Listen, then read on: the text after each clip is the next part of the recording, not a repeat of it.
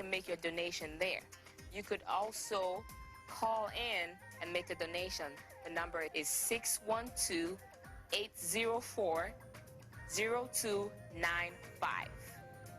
I cannot tell you how grateful we are for your donation. Please take the time and check out the website and feel free to donate to this wonderful service that Tempo Afrique continues to offer us abroad and at home.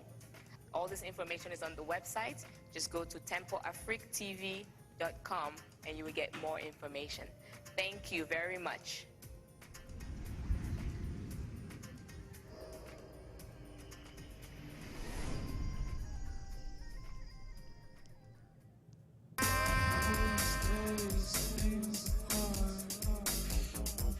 Hot mix mixing.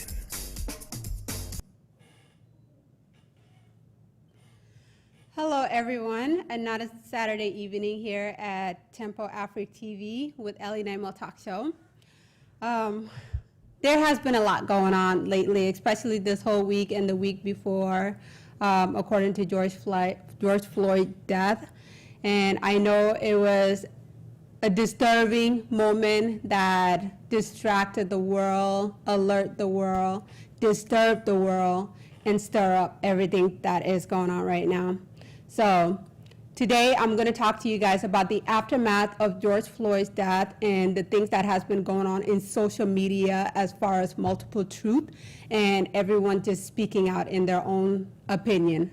I know we live in a country of freedom of speech, and a lot of these different speeches and these different talks on social media comes from different aspects and different perspectives. Now, me, myself, I was very surprised at some of the perspective I've never really thought of. So I'm going to talk to you guys a little bit more with that based on like detail to detail and highlight some of the people that really went viral on social media with their perspective of truth about George Floyd's death and the solidarity around the world, all over the globe.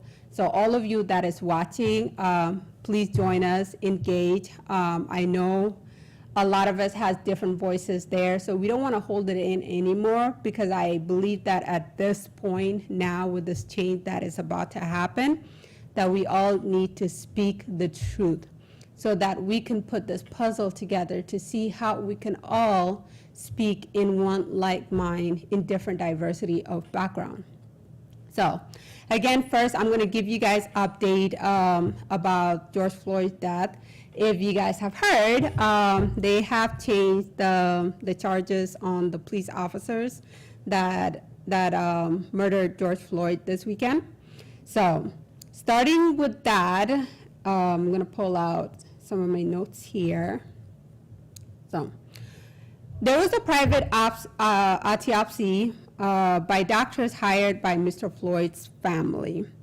They determined that he died not just because of the knee on the neck held there by the officer Derek Chauvin, but also because of two other officers who helped pin him down, applied pressure on his back. All three officers were fired last week. As we know, the fourth officer, which is Derek Chauvin, is the one who mainly got charged with second-degree murder and manslaughter. And going on to autopsy, so the cause of the death, according to the private autopsy, was mechanically, it was the manner of a homicide. The police officers contributed to the cause of his death and cardiopulmonary. So bear with me, I'm kind of forgetting some of these words here. Cardiopulmonary arrest, complaining low enforcement, subdural, restraint, and neck compression, in other words. Mr. Floyd's heart stopped beating and his lungs stopped taking in air while he was being restrained by the law enforcement. As you guys see there in the video, the knee on the neck, which is where the air travels from, the blood flow from the brain to the rest of the body, it has stopped it from flowing. The one-page summary also noted that Mr. Floyd was intoxicated with fentanyl and had recently used meth. Meth, it's a long word. I can't say it right now, but short word for meth. The criminal complaint said that the autopsy revealed no physical finding that support the diagnosis of the traumatic. So he may be on drugs or was high that day, but that's not what caused the death. It's the pressure of the two officers and the knee on the neck that caused his death, which is considered a homicide. Continue on, and the underlying health condition including coronary artery disease and hypertension heart disease. Mr. Chauvin was holding his knee on the back of Mr. Floyd's neck for 8 minutes and 46 seconds. Mr. Floyd was unresponsive for nearly 3 minutes of the encounter after he repeatedly gasped, "I can't breathe, I can't breathe," as he said that multiple times. So that shows at that point he realized he was losing his life. Dr. Chauvin now faces the charges, which is upgraded to second-degree murder in addition to early charges. And 3 other former police officers who were involved in George Floyd's death face charges of aiding and abetting the murder, basically being involved in part of the murder as well. According to the new court documents, the charge against Chauvin is categorized as a second-degree murder, which is unintentional while committing a felony. So with a second-degree murder, to explain a little bit about that, basically it's telling us that Derek Chauvin and Mr. Floyd knew each other. So as you guys see in social media, they knew each other, they encountered each other. Mr. Floyd worked at a Latino bar there, and also Derek, the Asian guy, Tao Tu, who was the other officer that was facing the bystander. I believe Derek's wife is related to him in some cases. These are some of the different stories that I have collected together. And it seems like Derek basically wanted to find a way to kill him, but just could never find a way. So this was like a perfect moment or a perfect opportunity to take his life. Who knows what encountered them, in their past or their record histories or things like that. But it seems like he had planned this, and this was a perfect moment. Now, with the $20 counterfeit, where Derek went to the deli Cup Food, where his life was taken, it was a counterfeit, and the man called the police on him, which happened to be Derek. So it seems like it was a perfect moment to say, okay, what a coincidence, I'm the police officer that got called to the scene, and this is the man I've been looking for. So this is my moment. And the reason why I say that is because, when you look at the video while it was being recorded by the bystander, okay, you have your knee on a man's neck for 8 hours, almost 9 hours.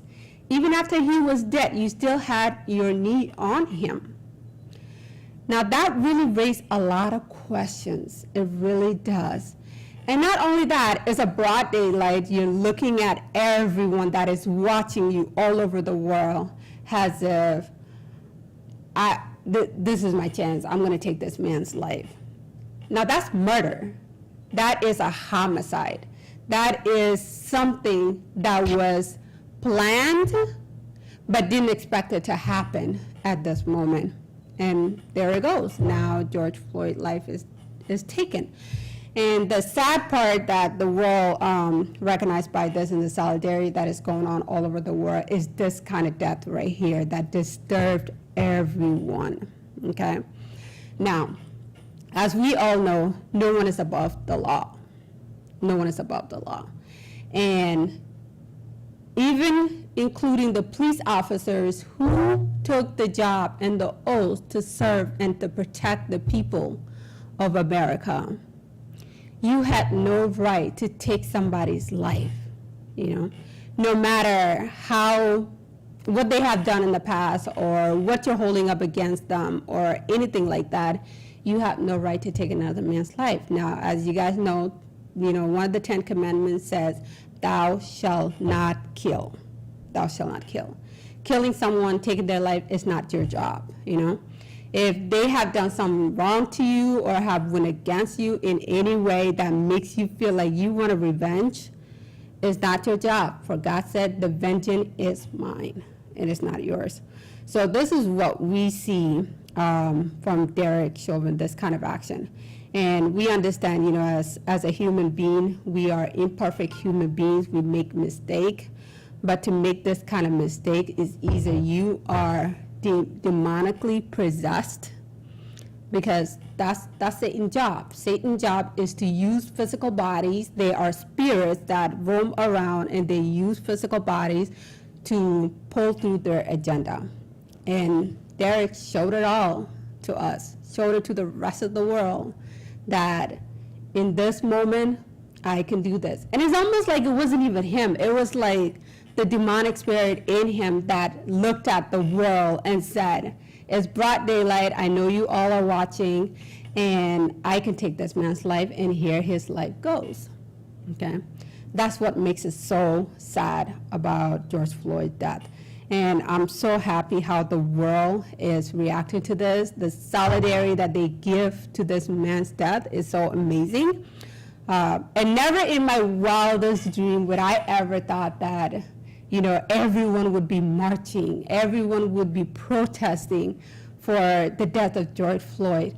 And it's not only black people, it's everyone, white, Asian, Africans, you name it. They all march together. And you can't tell who is who or whether they're Muslim or Christian. Everybody came together. They put their own differences aside. They saw one thing that was disturbing to humanity, and that was murdering and killing a man that you have no right to take his life, no matter what kind of a person he is. And this is what everybody is marching for and protesting for. And I know a lot of this also plays a role in some of the lives that were already taken in the past of innocent, unharmed black men that have been taken in this country. And, then it goes back to some of the personal perspective where maybe you have encountered an injustice moment in your life, whether it's your job or it's at home or you're adopted and it's your family or you grew up in a different culture, things like that. Everybody had experienced something in their life, and they are standing and walking for this to say, you know what? We have recognized one thing that is destroying humanity, and that is racism. Racism. Now, racism alone is a powerful tool that Satan had a grasp on it, that gave each of us in different nations a different background to use against each other. To think that one person is better than the other or one race is better than the other. Yeah. So, continuing on, I want to bring up some of the highlights that went viral on social media. I don't know if you guys probably watch Candace Owens. She is an American political activist, and she definitely has a voice. And I'm pretty sure a lot of people have watched her video that just went viral on her perspective on George Floyd's death.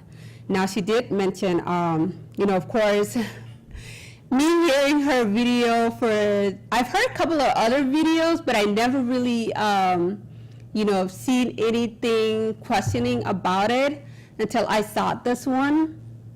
Now, of course, you have a lot of other activists that have saw the truth and the perspective of what happened with George Floyd and why the people are marching in the street and why his death is marked as the beginning of this change that we are about to enter. Now, with Candace Owens, this video that she just made was I was speechless for a minute. I was very speechless for a second.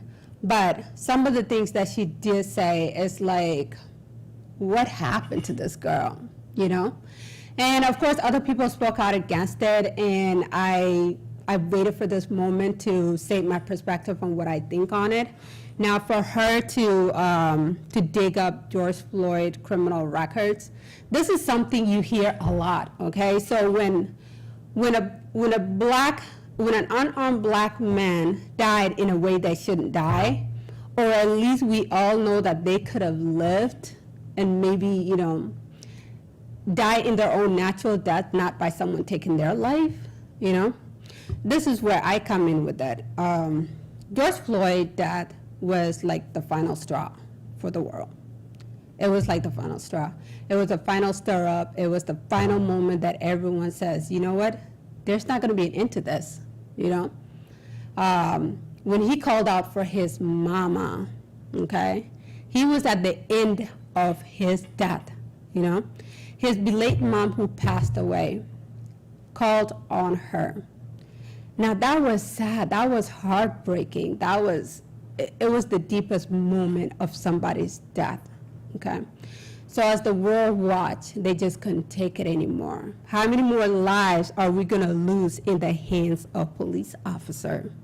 How many more lives are we gonna lose when they could have had a chance to live a couple more weeks, couple more months, couple more years, but their life was cut short? Now, for Candace to say, you know, I'm not gonna support George Floyd movement because why should we martyr on criminals?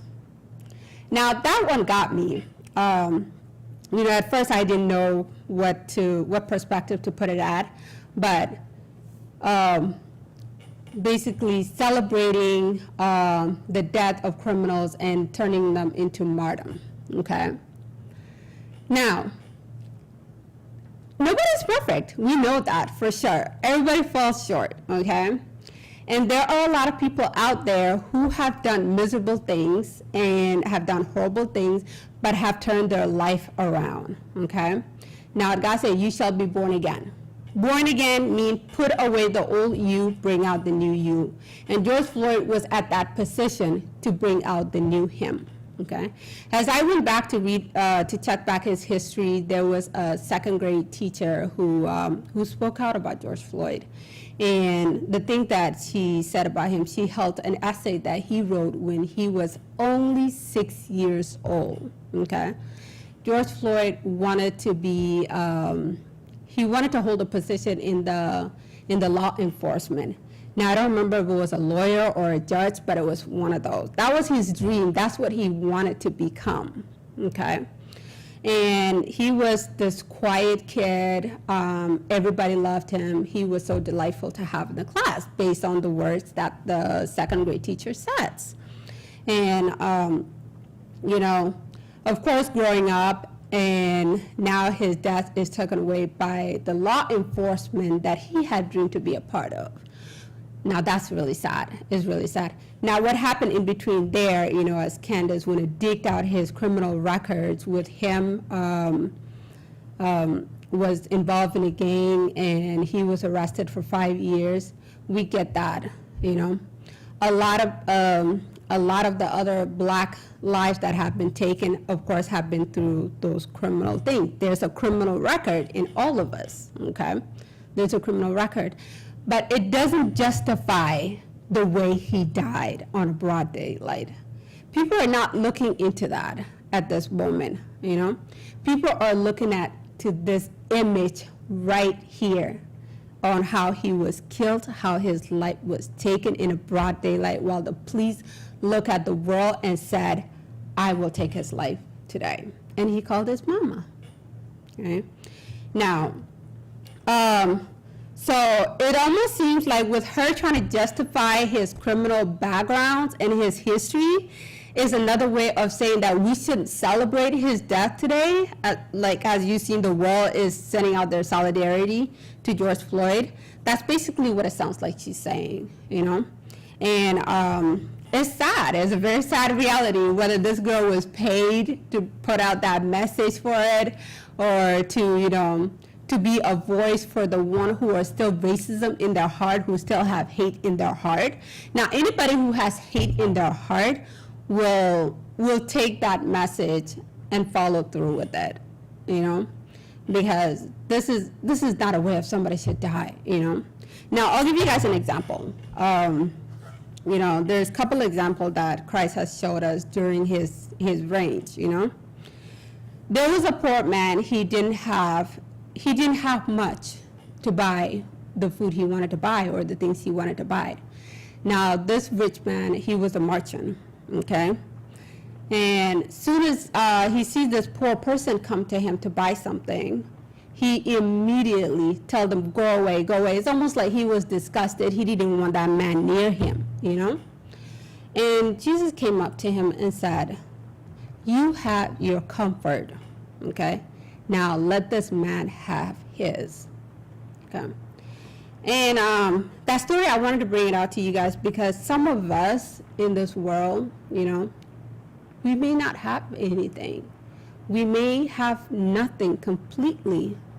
And what George did, the story match up. You go from a child who has a dream to work in the law enforcement one day, and then he got stuck in a system that does not even want him to be a potential to that life, Now, what if the system had treated him differently? Because there is a part of the system where once you are accused of one thing, it goes on your records and it never comes off, So when you're trying to get a job, you don't get a second chance, This is some of the real racism encounter that some black people went through, okay?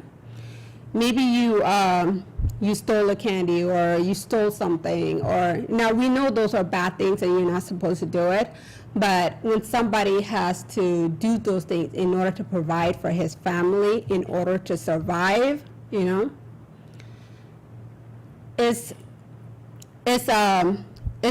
very sad to know that, even when they decide to turn their life around, they don't get a second chance, okay? It's like the law and the system just continue to punish you for your path, okay? That's the way I look at it, to be really honest. Another example that Jesus told us. Now, somebody who is very poor, who has nothing, and maybe they just took a bread, but couldn't afford to pay it, And then that person will probably grab their hand with anger and furious and say, you thief, you're a thief, Now, maybe he didn't have any money. Maybe he didn't have anything to feed his family, but he has someone to feed. And he needs that bread, and he's willing to risk his life in order to feed his loved ones. Now, that's what George Floyd did in his past life. And I could say that a lot because his family at the memorial really spoke a lot of great things about George Floyd, how he was a provider, how he was a wonderful father, how he was a wonderful brother. His twin brother spoke on him. Everybody spoke on him, and they spoke of wonderful things. Now, as God said, there's a scripture that God said, a wicked man, okay, somebody who is wicked, and for greed, whether it's for greed or it's for selfishness or anything like that, like when the verse says, it's harder for a rich man to go through the eye of a needle than a camel, okay?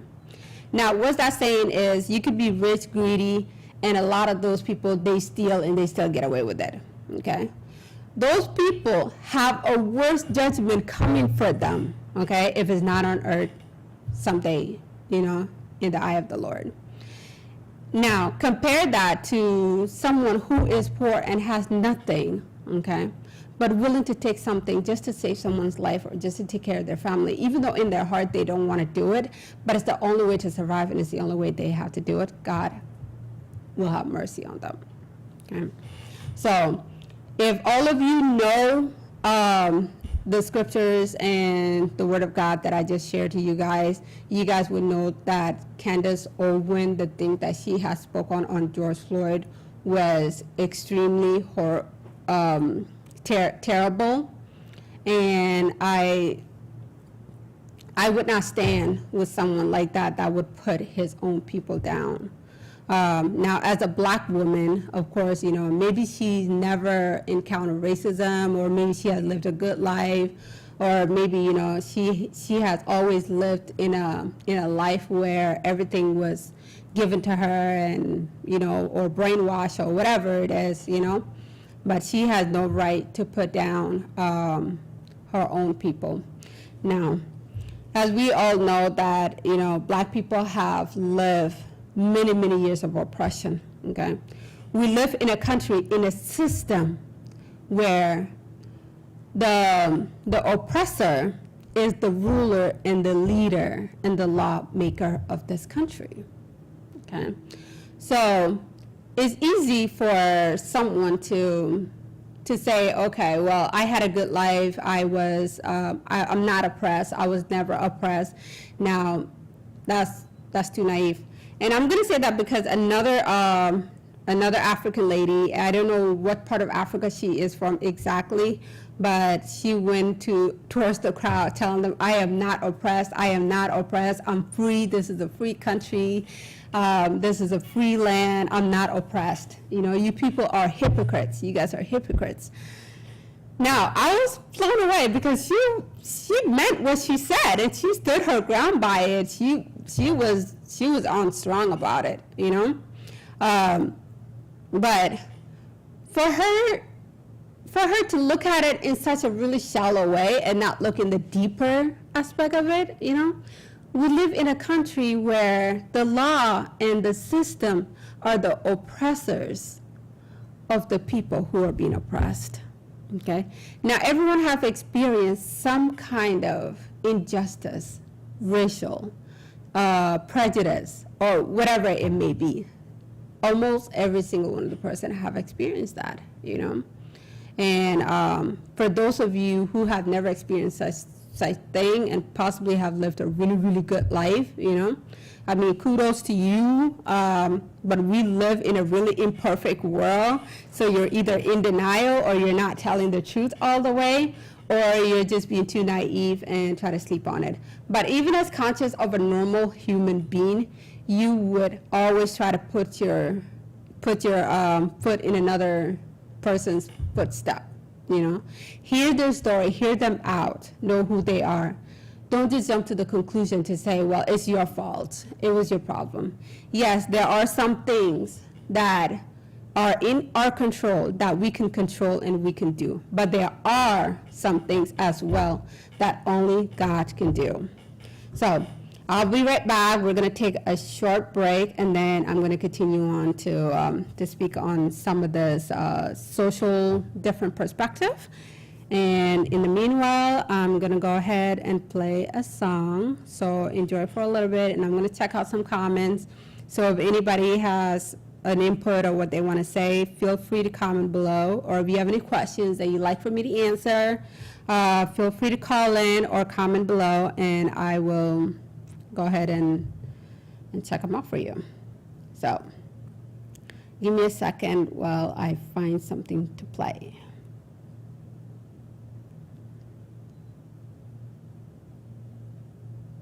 Now I'm just going to play any song here.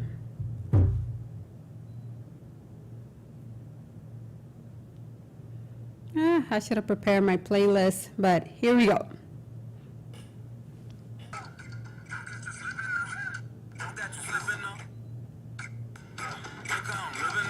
Sorry, that was distraction there.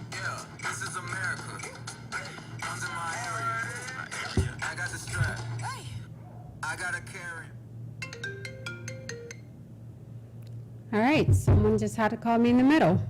All right, so we're going to go ahead and continue on here. So those are the different perspectives that I wanted to bring up to you guys about, you know, what everybody think of the irony of George Floyd and what's going on in the world. So now I'm going to move on to talking about the new changes, okay? Now, as far as the new changes, I can't be 100% sure of what is to happen or what's going to happen in the near future, but I believe there is a change coming, and whether this change is for the best or for the worst, we don't know 100% sure. But what I can say on that is, if you guys haven't seen the statue in Washington, D.C. of Robert E. Lee that is being taken down, now that is a big change. And what I would like to mention on that is the Robert E. Lee statue is one of the heroes that is put up there as a memory of the old time America. So basically who he was is he was an American and a Confederate soldier, best known as a commander of the Confederate States Army during the American Civil War. During the war, there was a lot of battles that took place there, and he had led most majority of the battles. He was very well known and well recognized for that, and he was some of the wars that he has fought, which is the Mexican-American War, John Brown's Raid, American Civil War. Now, during the American Civil War, if you guys know that history, this is where the blacks were involved into the war. This was the North, it was between the North and the South. Now, the South were the one that wanted to keep the slavery. The North condemned the slavery. So they, in order for the war to be won or to take place, now I could be wrong on this. If anybody knows history very well, feel free to correct me on anything I might have said. But during that war, many black people joined the war as well, because it would make the numbers of the military much more. And during the time of Abraham Lincoln, who was the president of the United States at the time, told the black people that, you know, if you guys fight in the war and you guys won the war, that everybody would be considered free men. So after the war was over, the black slavery ended it, and then they announced everybody as free men. So there was no more slavery. Now, some of the people at the South who were the Confederate Americans still wanted to continue the slavery. So at that time, they would still have slavery and even hunt slaveries as they continue to run for their lives. And a lot of the slaveries also have worked at the North for textiles as well. And so that's what that symbol represents, most of what I can tell you. And if you look it up, Robert E. Lee, it will give you more deeper historical fact about it, and also the American Civil War when the blacks were free under the presidential of Abraham Lincoln. So today they announced that they're going to take down the statue. Now, what they're going to replace it with, I don't know. But if you guys have seen a huge art, a road that leads to the White House that says Black Lives Matter was painted, I believe it was yesterday morning, that they started exposing it to the media. And it's very big enough that you could even see it from your own balcony. So now, and the street name was changed to Black Lives Matters Plaza. So the whole road leads to the White House, and it was a message for Trump to let him know that, you know, Black Lives Matters, and we are fighting against racism, and we also want justice and peace. So that's some of the new updates that is going on, and that is some of the new changes that I've seen so far. Now, as far as furthermore other changes in politics, now if you guys have seen Donald Trump took a photo op by the church holding the Bible up, that left a lot of people furious and still left a lot of people confused and questioning, to the point they compare his photo with Hitler. Hitler held up a book. Now, I really took the time to try to research what book was Hitler holding up at the time when they were prosecuting the Jews. And and putting them in a concentration camp. So to some of the people that brought back that memory with Donald Trump holding up the Holy Bible, now he didn't give a speech, he didn't pray or do anything, he just held up the Bible in front of a church there, and then after he was done, then he ordered the troopers to tear gas the protest, and that was the angry point of a lot of people. It's like, why would you go to a church, hold up a Bible, and then tear gas the protest? Now, some are saying that the protests were there to burn down the church. Now, we don't know for sure if that was the case or not, but if anybody knows this, feel free to comment and let us know what the truth is. And a lot of people are saying they're peaceful protests. They really, sorry, somebody's calling in? All right. Or they were peaceful protests and that, they just wanted to protest. But it still leaves a lot of questions. Now, was Trump holding up the Bible? And I know a lot of evangelical Christians believe that he is the leading president of the United States right now. And I do believe that, with the whole chaos going on here in America, and Trump is not saying so much about it, I did kind of wonder and question that, why is Trump not saying much about it? The media was really on it about it, why Trump hasn't said anything and things like that. And now with the blacks that are being provoked to say, don't vote for Trump, go against Trump, and you have Joe Biden here who is constantly promoting Donald Trump to not be a president in the next coming decades. But my thought was on that is Trump likes to be, what would you call it? I would say more of a wartime president. I think he's more into like the deeper politics and the war times and to handle those things. That's my opinion on it personally. And of course, with what's happening with the pandemic, the coronavirus, the WHO, China, and things like that, which I'm going to talk to you guys in about a little bit as well on the last part of the show. That's a lot of what Trump is focusing on. And there are some, words out there going on that we might have the new civil war, the new war against China, United States against China, two world leading power going at it against each other based on the whole pandemic.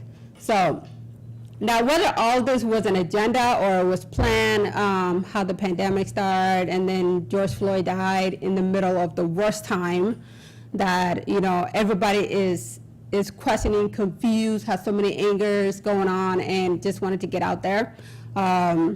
This is like the melting pot of it, okay? Now, with the riot and the protest that is going on last weeks all over across the United States, now I'm gonna justify some of that a little bit for you guys. Now, they're all peaceful protests, okay?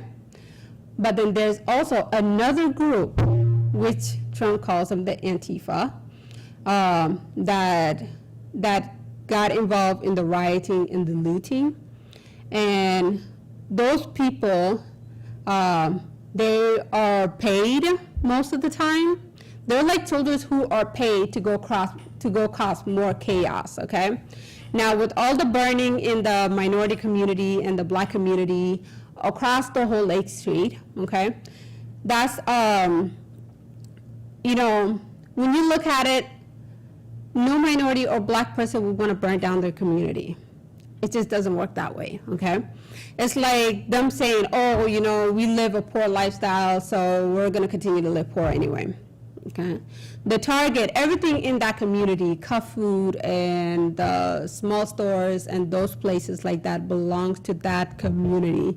So now if they destroy their own community, okay, what sense does it make that you want to destroy something that feeds you, that puts clothes on you in your own community, okay?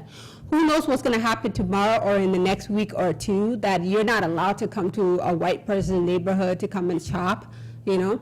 Now, we don't know if that possibly could happen, but I know some of the people will still have that hate in their heart. And I mean, hopefully, you know, everybody has a changed heart due to this solidarity and the changes that has taken place in the world, but no Black person would destroy their own community, okay? You have peaceful protests that wants to protest for justice and peace and that are fighting for equality and to eliminate racism, okay? But then you also have the Antifa, these people who are like the distraction, you know, they find the perfect moment to say, okay, we have another Black man dead, now we have another Black Lives Matters, now we have another Black people protesting, let's mix in with them so that the world won't tell the difference, and let's destroy their community and their stores so that they can look horrible in the whole entire world, and the world to say they destroyed their own community. Now, I believe that's an agenda that is put out there to portray America, because at the end, who are they going to say who destroyed America? The Black people destroy America. The whole riot and the looting is to add in that perspective there that we all don't see very, very much, to manipulate the situation to the world that these people, they're criminals, they're thugs, and this is what they do every time they protest. They burn down their buildings, they rob their stores and things like that, okay? And even in the news, some of the rioters and looters were asked, you know, if they were from here, and a lot of them were not from here. Even the people in the neighborhood did not recognize them. They didn't know who these people were. As you guys saw in the social media, there was a guy that was all in black, wearing a mask and an umbrella, going around AutoZone, smashing the window, okay? That's an Antifa. Those are the people who are undercover. Some are hired, some are tagged along by the excitement of wanting to create some chaos and some excitement to their life to destroy Black community. Let's make it worse. That's basically what it is.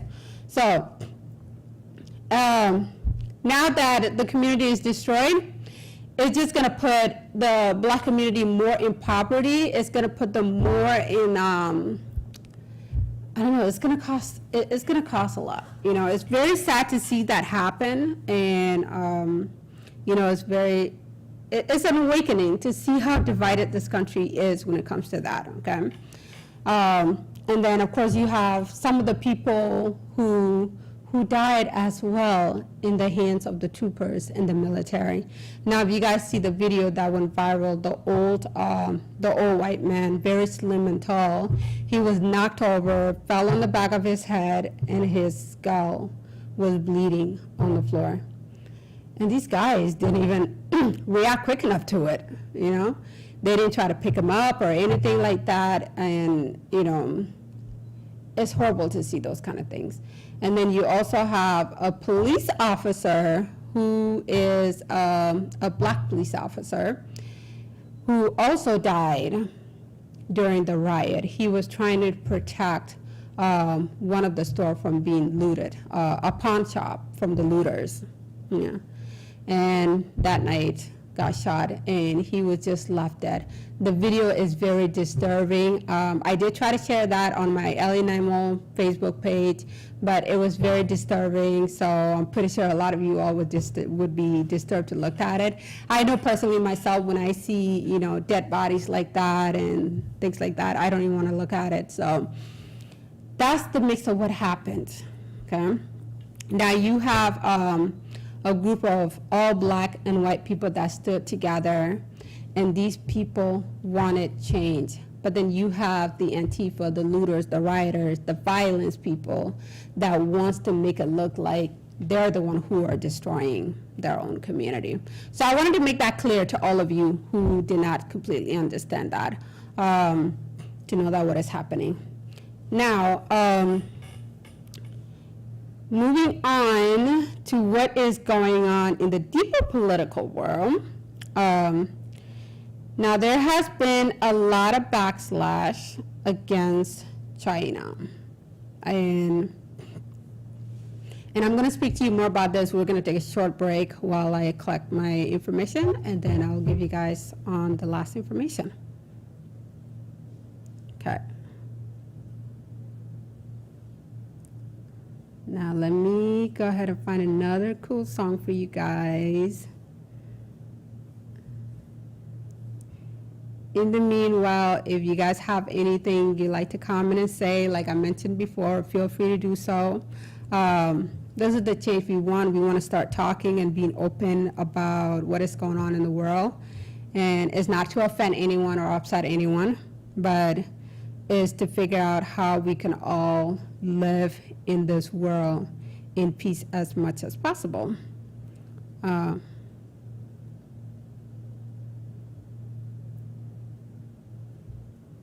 right.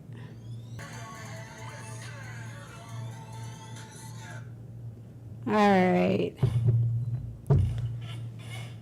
Now I play that song because it reminds me of my childhood growing up, and you know, when black people love their neighborhood, they will represent their neighborhood. Okay, I mean, they may have problems with their own here and there, but they will represent their cities. That's how much black people love their community. So now I'm going to get back to you guys about the backslash on China, what is going on.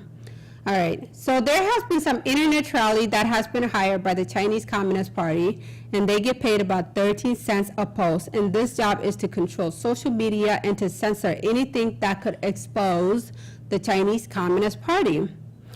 Now basically what that means is a lot of the social media, they hire private people that look to what is posted and what is being shared out there. Now, there's an agenda behind it. So whatever the agenda may be, they don't want people to know or try to catch on to their agenda. And these people that usually will censor and capture some of those, number one leading is the pandemic, the coronavirus that left Wuhan, China, and killed many people in the world. So China are not being transparent about it, and they don't want to give data to any to the investigators of the U.S. and also to the WHO as well. So now these trolleys have been hired as well to censor anything relating to that because it could expose the Chinese Communist Party. Now last couple of days, as we have the riot and the protests going on here in America, Chinese were mocking the U.S. protests and calling it a reattribute. Now, reattribute means it's something that you deserve. It's going to come back at you. You Americans are no good, basically. That's what China's are doing. So they're mocking the riot and the revolutionary that is going on here in the U.S. To basically put America down or lower or before them, below them. Stump stood up against the mockers of China media, saying, "The police of America are held accountable, while in China, they are killing civilians and are not held accountable." Now, what's happening there in China, there's a protest going on in Hong Kong. Now, in the Hong Kong protest is that they're trying to have their freedom of speech, have their voices be heard, and they are fighting for a democracy against the Beijing, the Chinese Communist Party. As there was a contract from the UK to control the city of Hong Kong for 50 years. 50 years? Yeah, about 50 years, I would say. Correct me if I'm wrong. So, but there's still 2 years left, okay? Now, the pandemic is a way for the Chinese Communist Party to find their way through to take back Hong Kong, to control the city and to put it under the ruler. But the people do not want to be ruled under the Communist Party. They are fighting for their own democracy. Now the UK is stepping in to let them know that, you know, if you are born after 1997, that you could actually have a citizenship to UK and work there for about 12 years and continue to renew your citizenship. So those people will have that freedom to do that as well. So another freedom of speech and another protest going on around the world, not just only America that is falling apart at this moment or collapsing, but also in China, they are collapsing as well. So I wanted to bring this update to you guys. And another unexpected case of students that have gone back to school in April are now showing cold symptoms like in fever. They were told they had rhinovirus. My first time hearing a rhinovirus. I don't know if you get it from a rhino or, since the COVID-19 was assumed it was a penguin and a bat mixed together, and now you have a rhinovirus. We get it. So viruses comes from animals, as we know for sure, okay? And they were not being tested for COVID-19, so they wanted to just mark them to call it a rhinovirus. Basically, it's another way of saying, oh yeah, you got a rhinovirus. We're not gonna say COVID, even if it is COVID, okay? And that's another lie based on the numbers and the data that China gives about how many people are affected and how many people are dead. As on a sign of these students that are affected and could have COVID-19 are not even being tested for it. And a lot of people who are asymptomatic are not even being listed as COVID-19 effect. So there's nothing going on there. China have released their vaccine to treat the patients, and it turned into a vaccine scandal. Bad vaccines given to children are causing paralyzed legs, mental illness, sickness, and even death. Any parents who tried to speak out against it were silenced and detained by the authorities. So these new vaccines that are released by China, of course, have you guys heard back in the news that they hacked into Harvard to try to steal details from the American vaccines and things like that, because they want to get ahead. They want to be the first to come up with the vaccine and to treat the world. But with these new updates coming up, and I importantly want to share this to you guys, so in case if you are about to get vaccinated with any vaccine that's coming from China, it's causing a lot of side effects. And these side effects are very, very bad. So imagine your child ended up with no legs because they're paralyzed, they can't walk, and also children having mental illness and also having detortion syndromes and things like that. And so that's what a lot of these symptoms are showing. And many parents can't even speak on it, so you can't even hear from these people to even know what is going on in China because they are detained and silenced by the authority. So now going on to the WHO. WHO frustrations now slams China. So Chinese Communist Party blinded the world with coronavirus, and many people around the globe died. Due to the China lack of transparency, U.S. stopped funding to WHO, World Health Organization, who earlier was praising China for their handling of the virus. China government purpose was to terminate U.S. relationship with the World Health Organization. U.S. was the world's largest contributor to WHO, about 50% of its total funding. And that is $400 million. With America now pulling the plug for the funding of WHO, difficult journey lies ahead. So, when China first lies to WHO, the virus is not a human-to-human contact. Now it has the pandemic surge and take many lives around the world. China was not sharing enough information that the world needs to know about the virus. Now, with WHO are in a data desperation for an attempt to get more information out of CCP. The CCP frustration threatens to push back WHO. Now, some of the dirty secrets that are happening there, many whistleblowers have been tortured and killed. Anyone else who dares to speak out about the virus are considered a danger threat to the CCP and are kept in secret prisons and concentration camps. Now, pay attention to this when I mention what China is doing, because I'm going to get to the conclusion about this, of what is going on with the riot and all of this going on in America and how it relates to the China Communist Party. All right.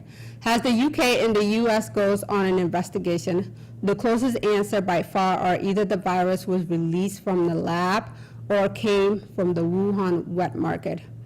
Throughout the history of coronaviruses, this was made more stronger in debt to two coronaviruses and that might have been combined together to make COVID-19, a COVID SARS-2, and which was generated at a lab. And those two viruses were mixed to attack stronger. Okay? WHO frustration slammed China. There's a lot of questions to dig up to the surface. How can China government be taken seriously on the danger of these facilities and potential lead of this deadly virus? And now WHO finally admits they never prompted China about the coronavirus and its origin. These viruses should not be politically driven. It should be scientifically driven. Good. I mean, WHO finally acknowledged what Trump has been telling him, that we need data, and you're not going to get that data. You're just going to go with whatever the CCP tells you and praise them on it. Well, now they're taking it back. So, U.S. even bans Chinese students studying abroad by cutting them off from going to the school in U.S. If they have entities to support the Chinese government. Many Chinese going to school here abroad have been censored in stealing information U.S. government, in the U.S. government details. So basically the things that are going on under the deeper part of the politic, there is a system that has an agenda, okay? Now, it also rings the alarm, as the world talk about the new world order and the new changes and all of this that are gonna come to an effect, in our last days, or this could be the end of it, is all of this chaos and rioting and anger and frustrations are a sign for, the worst to come before we see the light? We don't know. But everything that is linking up there with Trump, slamping on China, WHO in frustration and now fighting with China, and also the people in China are being incarcerated, are being killed, are being silenced. We don't even hear what is happening in China. That maybe could have helped with the situation that is happening here in the U.S. Because as you guys remember, when the pandemic broke out, okay, China was the first, then it got to UK, then it got to the United States, then it got to Africa. Now, United States were not prepared. They have no idea what is coming for them. So they thought, as Trump said, it's going to go back to zero in no time and things like that, pretty much undermined the pandemic. But China knew. They knew how bad this was going to be, but they didn't want to tell the world, and they closed all their media. So anything that was going on in the aftermath of the pandemic, it was only heard by people who can secretly get out and try to, get the news out there. Otherwise, everything was controlled by the Chinese Communist Party, so we couldn't even hear the cry of the people of what's going on. Now, in their darkest moments, of course, there were people that were found dead in their home. People were committing suicide. There was a lot of protests going on, and a lot of riot going on here and there. People are asking for the freedom of speech because they don't have freedom of speech in China, and the world can hear all of that. So now we're seeing it in our own country, but now we can't say that's what China went through or that's what's happening. That here in America, something that could have been prevented as far as killing a black man, knowing that all the black people are going to scream to the top of their lungs about a man that is killed and his life was taken. It almost seems like this whole thing was planned. It almost like Derek was ready to do this, was ready to take this man's life, was ready to start off on black people just to distract them for what is to come, or to start this whole chaos after a pandemic. Now, what happened to coronavirus? Everybody's out there marching, social distancing, went completely out of the door. It's almost like the whole entire thing about COVID-19 was a conspiracy, okay? Now, as the WHO said before,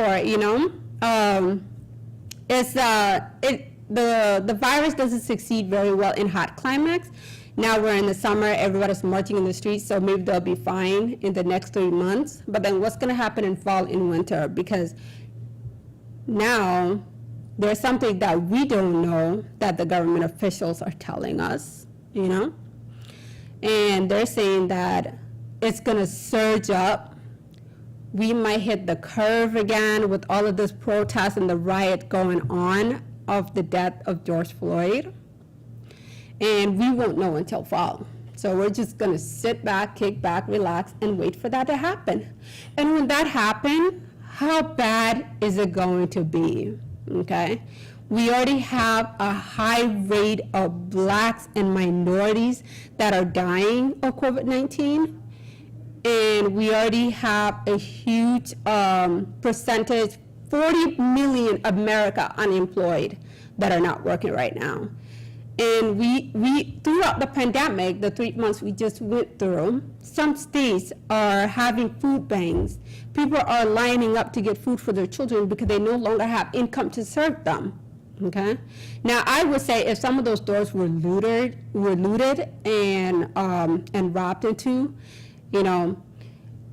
hey, it may be understandable in a level where people didn't have anything, And a lot of people who probably came out to create chaos or just excitement were probably bored during the pandemic. They didn't have anything to do. They were sick of being home.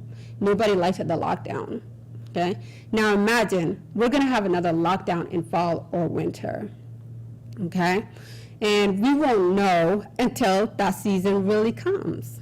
Okay? And probably at the time by then, who knows if Trump is going to declare war against China, if we're going to have the civil war, and what's going to happen to the whole entire world collapse. Okay? Now, I know I wrote down some little information here about what could be the agenda between the new change with China. So, with China,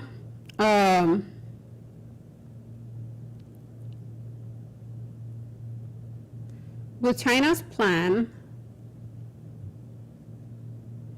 all right, I'm going to try to remember from the top of my head, okay? So there's this agenda that, China is a communist party. Usually what does a greedy person do? When you have one thing, you want another one. When you have that also, you want another one. When you have this, you also want another one. When you have enough, you want more, That's what greedy people do, right? So a communist party cannot be trusted. They are now in one of the top world leading. They have a lot of companies from all over the world. And their goal with them going around to the lowest ranked countries like Africa, building their continents, building their countries, and putting them in debt and saying that, oh, we're going to forgive your debt. No, there's an agenda behind that, okay? That debt is a beginning of a colony. Now, it was possibly China's plan to colonize Africa. It was their agenda to be the #1 leading power around the world. But of course, coronavirus slipped out of them, so it kind of like messed up their plan a little bit here and there. And now America are waking up and saying, wow, we have been played. We have been docked back and back by China. And the world was a fool. They were fooled by China. And that's what happened. So this pandemic woke up the rest of the world to say, that's what you've been have going on. The whole time we had no idea, China loves to be praised. They want to be the glorious leaders. That was their plan. And anybody who is a communist and who always had an evil tactic behind their plan is always trying to present themselves as this wonderful person, but behind it the intentions are bad. So now that the USA is awake and now USA is collapsing, Europe is awake. Some of the countries in Europe are kind of in the middle. Trump is going at it with China right now. And we know Trump, he's blunt. He is straight up blunt about anything he thinks and anything he says, and he will say it as it is, for what it is, okay? Now, a lot of people, you know, it's kind of funny. I think here in America, we get so comfortable in our own truth in a way. We live in this perfect world. We're this perfect human being. And, you know, I don't know, we're like so mesquite or so naive about everything. But whenever Trump said something so bluntly and straight and raw, everybody's like, that's the worst president of all time. All right. So that's all my updates I wanted to give you all today. And, you know, if there's so much more that I'd like to share with you guys, but of course, as things develop and grow, we're gonna change. We're gonna touch more on what is happening next, and go from there. So, but I wanted to, in this last, you know, few little moments, I want to, you know, share my personal story, you know, here living in America, and why I stand for justice, why I stand for inequality, why I stand against racism. So some of my own experience, maybe they weren't that bad, you know, I mean, some people probably have it worse than the other, and who knows, maybe some of my situations were bad enough, but I just never really knew. You know, as someone who is adopted into a white family, okay, my mom and dad are both white. My brother and sisters are white. My cousins, my sons, I have 3 sons, 3 black sons, who have cousins that are white, okay? Now, to live in a mixed racial background, you know, I never really understood racism as much, to be really honest. And, you know, my parents never showed me that. You know, in my younger age, they never showed me that. I was in the system. I was one of those kids that was put in the system as like a little rebel, you know, someone who doesn't really have a family, you know, like an orphan. There you go. It's like an orphan. Now, I was brought to America by my auntie and uncle, but we separated, departed, you know. Things didn't go right because of the cultural differences. I did not like the culture that was being practiced at home. And, you know, it was a really strict culture where, oh, you can't hang out with boys, you can't wear pants, you can't do this. So you go to school every day wearing a long dress skirt and you look like a grandma. That's how I felt. And I wanted to, you know, fit in with like my classmate, my age mate, and things like that. So I'm the kind of kid that would rebel against something that I either don't understand or it just doesn't feel right. So that brought a lot of altercation between me and the family that brought me to the U.S. And then at the age 13, I was given to the system. So I did not have a mom and a dad at the time. Now, the system, from my own experience, you know, I had a guardian, and this guardian was always was trying to counsel me, you know. Basically, her job was to try to explain certain decisions, why they were made by the judge, why certain action takes place, or why you should testify against certain moments, or you have the right to say this and that. And it never really clicked to me that well, so I really did not want to say anything or get involved. So it was kind of like, you know, whatever it is, just let it be kind of a moment. But she was a really wonderful lady. I loved her. And even though I felt like she was just kind of, you know, listening to what the system is telling her to do and try to explain it to me in a way that I can understand. There was no way of me fully comprehending it, basically. So, and I just ignored it. I just brushed it off my shoulder as I go. Now, this lady who became my mom, you know, I met her because she does tailoring, and that was my dream, that was my passion, you know. I wanted to make wedding dresses one day, you know. And so I would hang out with her, spend time with her. And when she realized I didn't have a home and I was a homeless little black girl, she decided to take me in and announce it to the system that there's a child here that basically doesn't have a home, and let us know what you decide to do. Okay. So anyway, now as I fell into the system, so they want to take me from foster home to foster home, but my mom, the American mom, decided to tell the court that she can live with us. We can adopt her. She can be our child and be a part of our family. And the system said no. They did not want her to adopt me at all, or even have any close contact with me. I don't know how she fought that battle, but on my end, I was fighting it too, as well, as the system was trying to separate us more and more. And I didn't know why the system was trying to separate us, because she's like this sweet, wonderful lady. She's the one who even took me to church and brought missionary teaching, everything that I needed to know about the Word of God.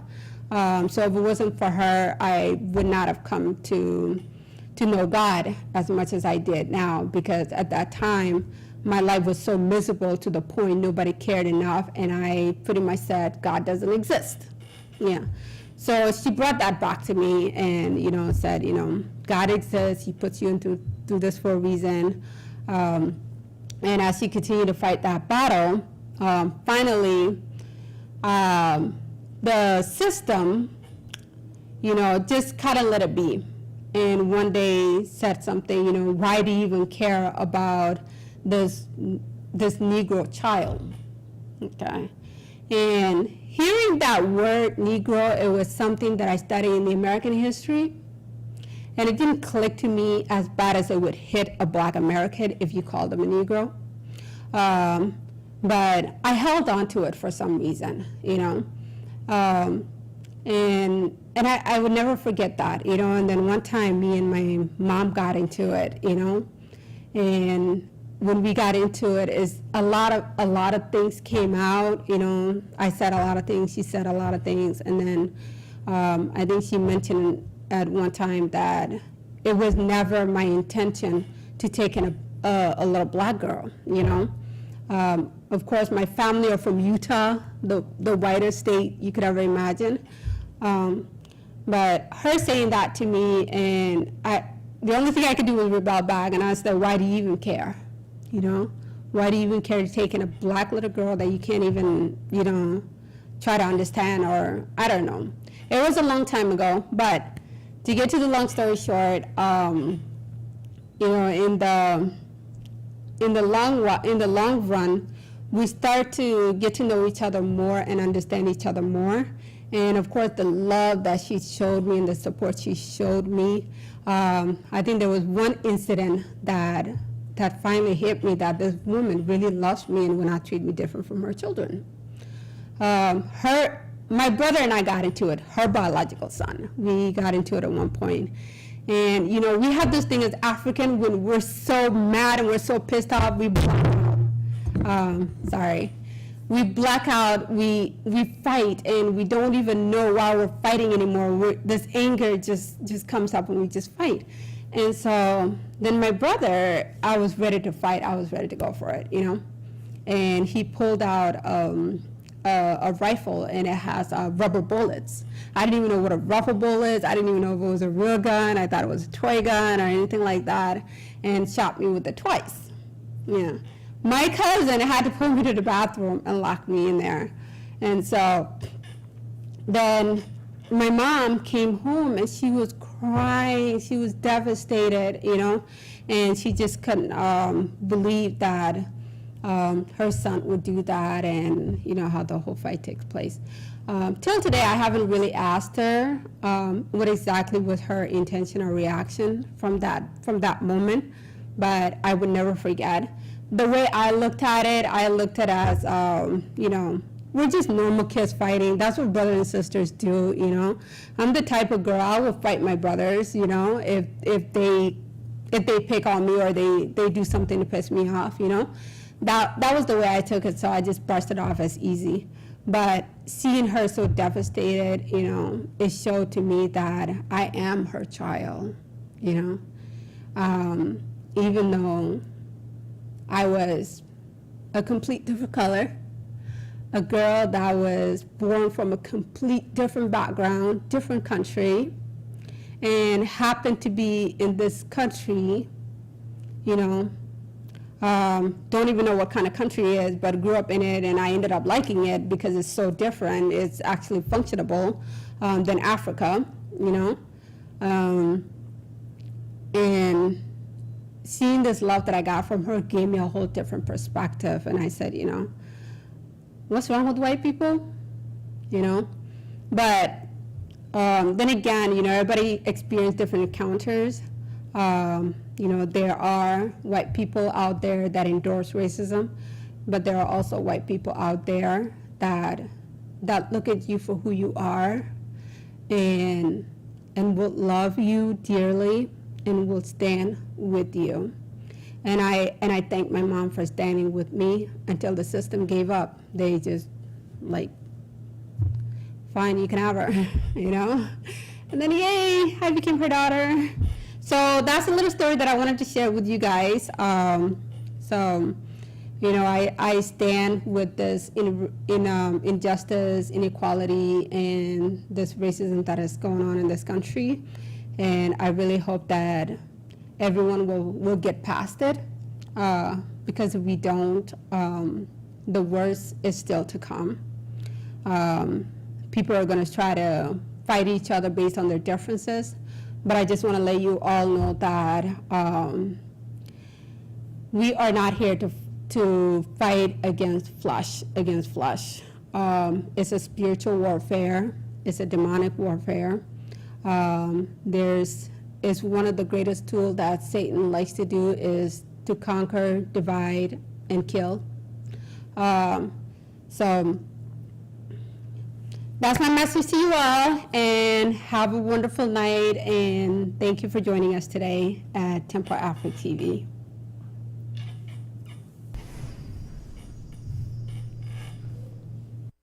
Hi. It's me again, Korma Agustakmaya. I'm here today to tell you more about Tempo Africa and how you can contribute. As you know, Tempo Africa is a station that services people of African descent and people in America, people in Africa. It's all over the globe. And for us to do that, we are always accepting donations. To donate, you can go to the website at tempoafrictv.com, and then you click on the home page and then click on PayPal donation, and you can make your donation there. You could also call in and make a donation. The number is 612-804-0295.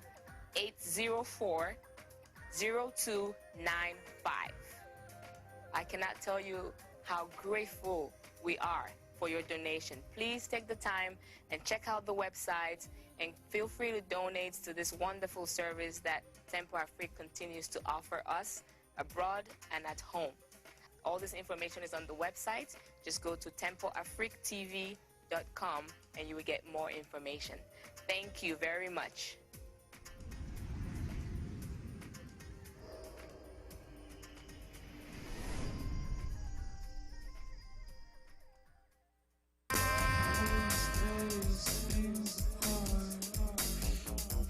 Hot mix mixing.